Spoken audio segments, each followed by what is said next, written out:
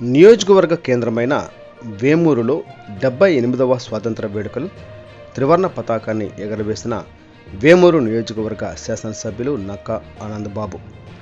వేమూరులోని Srikrishna Chaitanya public స్కూల్లో జరిగిన స్వాతంత్ర దినోత్సవ వేడుకలలో ముఖ్య అతిథిగా పాల్గొన్న మాజీ మంత్రి మరియు వేమూరు నియోజకవర్గ శాసనసభ్యులు నక్కా ఆనందబాబు. ఈ కార్యక్రమంలో జనసేన పార్టీ వేమూరు నియోజకవర్గ incharge Osa Rajesh, Telugu Desam party Bapatla parliament అధికార ప్రతినిధి జొన్నలగడ్డ విజయబాబు, వేమూరు తహసీల్దార్ సుశీల మరియు అధికారులు, కూటమి నాయకులు, కార్యకర్తలు తదితరులు పాల్గొన్నారు. ఉపాధ్యాయులు ఈ బాధ్యతని భుజాలకు ఎత్తుకోవాల్సిన అవసరం ఉంది. పిల్లల్ని నేటి పిల్లలే రేపటి భావి భారత పౌరులుగా తీర్చిదిద్దాల్సిన బాధ్యత మీ మీద ఉంది. కాబట్టి పుస్తకాల నాలెడ్జే కాకుండా ఈ దేశానికి సంబంధించి, ఈ రాష్ట్రానికి సంబంధించినటువంటి సమస్త అంశాలు కూడా వాళ్ళకి విపులంగా బోధించాల్సిన ఆవశ్యకత ఉందని చెప్పి నేను భావిస్తున్నాను. ఎందుకంటే ఆగస్టు 15 అంటే ఏదో స్వాతంత్ర దినోత్సవం, అదేంటనేది మూలాల్లోకి పోయే పరిస్థితులు ఇవాళ పిల్లల్లో కనపడుతుంది. రిపబ్లిక్ డే అంటే జనవరి 26వ జెండా వందనం చేసుకోవటం, వెళ్ళిపోతాం. కానీ ఆ స్వాతంత్రానికి ముందు భారతదేశం పరిస్థితులు ఏ విధంగా ఉన్నాయి, ఆ రోజు ఉన్నటువంటి ఆ తరాలు ప్రజలు అనుభవించినటువంటి కష్టాలు, ఈ భారత జాతి ఏ విధంగా ఒక బానిస సంఖ్యల మధ్య మగ్గిపోయిందో నేటి పిల్లలు ఖచ్చితంగా తెలుసుకోవాల్సిన అవసరం ఉంది. ఎందుకంటే ఈ దేశం కానీ రాష్ట్రం కానీ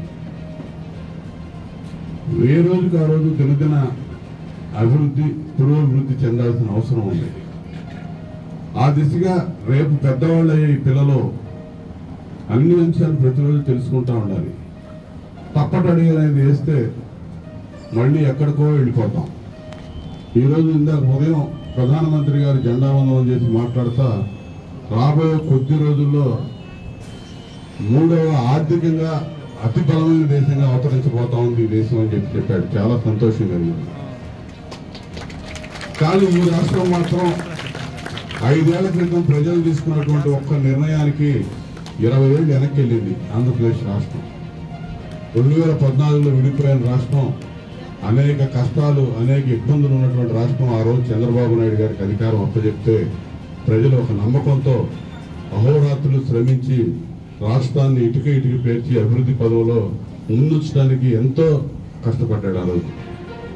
కానీ జగన్మోహన్ రెడ్డి అనే ఒక భూతాన్ని ఒక ఛాన్స్ అవకాశం ఇద్దామని చెప్పి ప్రజలు 2019లో ఒక తప్పు చేస్తే 5 ఏళ్ళు ఎన్ని ఇబ్బందులు పడ్డారో, ఎన్ని కష్టాలు పడ్డారో, ఈ రాష్ట్రం ఎక్కడికి వెళ్ళిపోయిందో అధోగతి పాలైనటువంటి పరిస్థితులు చూశారు. ఈ స్వాతంత్ర దినోత్సవం రోజున ప్రత్యేకత ఉంది. 5 సంవత్సరాల మళ్ళా బానిసత్వానికి మళ్ళా ప్రజలే ఆ బానిస సంఖ్యలు తెంపుకొని మళ్ళా ప్రజాస్వామ్యయుతంగా ఇవాళ పరిపాలన మళ్ళా తీసుకొచ్చుకున్నారు.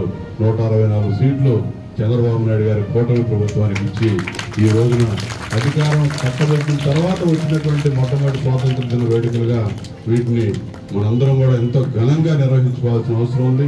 ఆ రోజులన్నీ గుర్తుపెట్టుకొని మళ్ళా పురోభివృద్ధి చెందడానికి ఆనాడు స్వాతంత్రోద్యమంలో పాల్గొన్నటువంటి ప్రముఖులు, చనిపోయినటువంటి ముఖ్యులు, త్యాగాలు చేసినటువంటి నాయకులు, వాళ్ళని స్మరణకు తీసుకుని మన రాష్ట్ర అభివృద్ధి కోసం మీరు అందరూ కూడా పునరంకితం కావాలని చెప్పి ఈ సందర్భంగా తెలియజేస్తూ, అదే స్వాతంత్ర దినోత్సవ నిజమైన స్ఫూర్తి అవుతుందని చెప్పి తెలియజేస్తూ మరొకసారి ఈ స్వాతంత్ర దిన శుభాకాంక్షలు తెలియజేస్తూ సెలవుకుంటాను. Krishna Chaitanya English medium school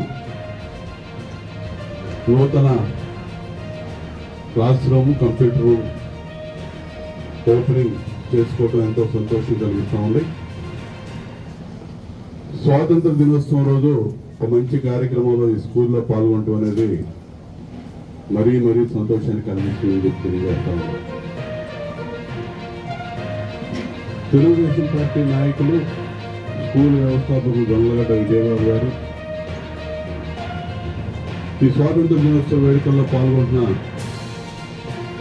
మండలంలోని